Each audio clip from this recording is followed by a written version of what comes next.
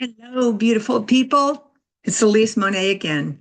And I was reminded of something this morning that was a very strong turning point in my life.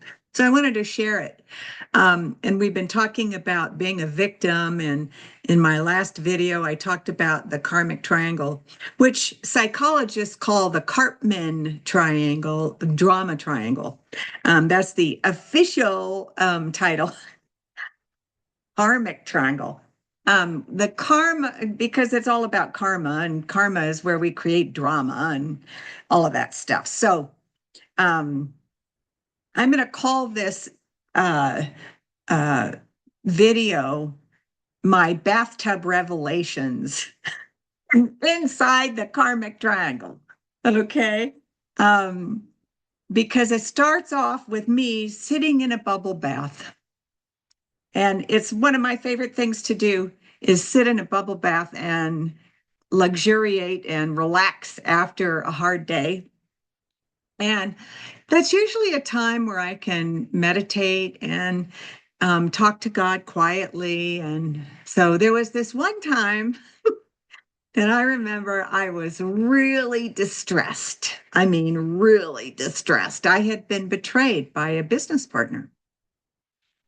And I was beside myself. I never, ever thought in a million years that I would have a problem like that, a big betrayal. And I had that day um, tried to work it out. It wouldn't work out. I had taken action with the client I needed to take action with. But I was not at peace yet. I hadn't given it up, and I couldn't figure out how the universe, God, spirit, whatever you want to call that, okay, how could this happen when I had been so straight up and loving, and we had an agreement, right? So I'm in this bubble bath and I'm whining away. I'm whining to God. God is not fair. I didn't deserve this. And many times we don't deserve, especially in betrayal. Nobody really deserves to be betrayed. Okay. And was it correct what he was doing? Absolutely not. It was dead wrong. But I just couldn't let go. I was really struggling. And so in my bathtub, I said, okay, God, I got to look at this. I'm going to look at the karmic triangle. So I looked at victim and I said, okay, right now I'm playing the victim because I've been betrayed and I have been victimized. And I own that I'm feeling like I'm the victim. Okay. So, God, yes, I'm the victim. Help me, show me a better way. Show me how not to feel this victim, feeling. And so I kind of got through that and I got some peace. And then I went to, all right, how am I playing the rescuer? Well, I didn't play the rescuer with this partner. I actually confronted him in love and said, this isn't right. This wasn't our agreement. This is totally blindsiding me. And this wasn't what we agreed would happen. And so I'm going to take matters into my own hands, which I did. I called the person that could. It could have blown up everything. It was one of our accounts. Um, and so I'm sitting in this bathtub going, okay, how am I playing the rescuer? Okay, well, I'm playing the rescuer because I'm trying to rescue myself emotionally from this devastation. So I see that. I didn't try and be nicey and say, oh, it's okay. No, it's not okay that you betrayed me, right? So I spoke up. I defended myself. I said, no, this isn't right. And I didn't go fly off the handle and rage and all that kind of stuff. I did it with grace. So I went, okay, check. You check the victim box. You check the rescuer box. I'm there. I'm rescuing myself. Okay, but the perpetrator, I'm not the perpetrator, God. I'm the one that is being perpetrated against. He's the perpetrator. And spirit, God, creator, source, whatever you want to call it, said, okay, you need to do some work around that, right? So I went, you're right. How can I accept responsibility for my peace and not make him the perpetrator? So I did some work around that and said, well, you weren't clear in your boundary. You didn't get anything in writing. That's on you. So, okay, I worked through some emotional drama over that. And I said, okay, I'll take responsibility for that. And so I prayed long and hard and meditated and said, okay, why don't I feel peace? And I realized I'm still stuck in perpetrator. I can't let go. And I said, God, this isn't fair. It's not fair. Why are you allowing this? Why are you allowing me to be victimized? And I'm not playing the perpetrator. But I realized in that moment, within myself, I got oh, really? I said, I'm not making him the perpetrator. I'm over that. I forgive, I blah, blah, blah.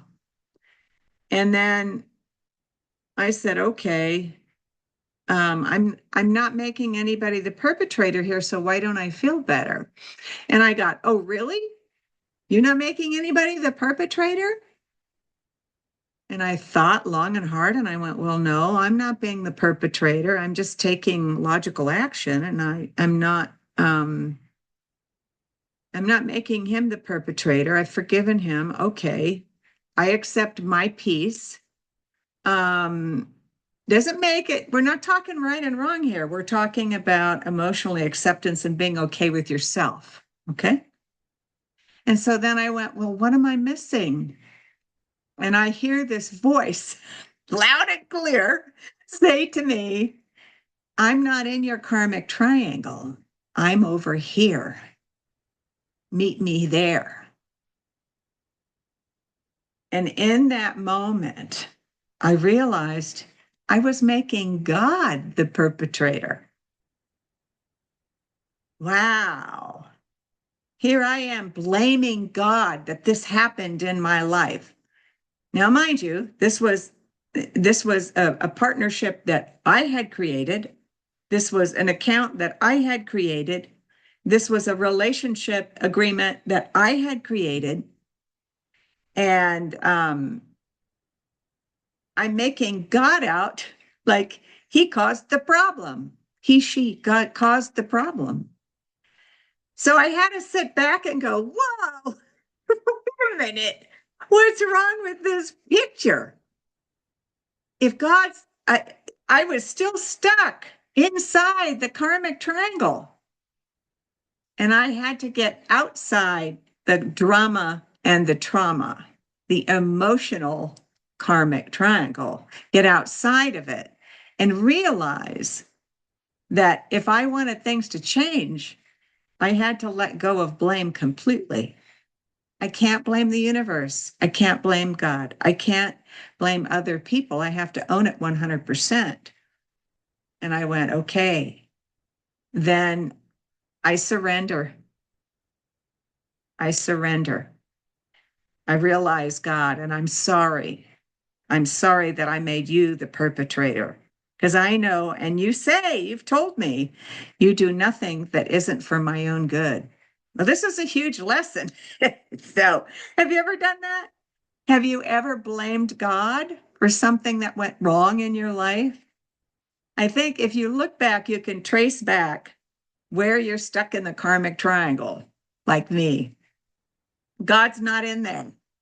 You're trying to solve a problem inside the karmic triangle. God is outside the karmic triangle. Okay, so think about that. Think about that the next time you feel betrayed or victimized or, someone hurts your feelings. Think about you are the one that's creating this, and you have to get outside to discreate it. Okay. So thank you for listening. I hope that I hope my bubble bath shared some wisdom for you. That was a huge shift in my life when I stopped blaming God and the universe and realized God and the universe is always there for my highest good and loves me and would never do anything to purposely hurt me. Okay. Help me grow, yes, but not hurt me or betray me. So enjoy this week. Think about that. Where are you blaming God? Where are you in your bubble? Go take a bubble bath and see if God speaks to you, and like He did to me, and enjoy finding peace again. Oh, and by the way, after I learned that lesson and I owned it, everything resolved. Okay, so sometimes the lessons are huge. Sometimes we get to go through this awful, awful scenario to learn a big lesson about ourselves. And my lesson was you can't blame God. You have to allow um, everything that happens in your life. And I came to the place where I said, it wasn't mine to begin with. The money, the accounts, all of that. None of that was mine. It was all God's. So I had to give it up. And when I gave it up, it all came back. So I hope that works for you too. Namaste.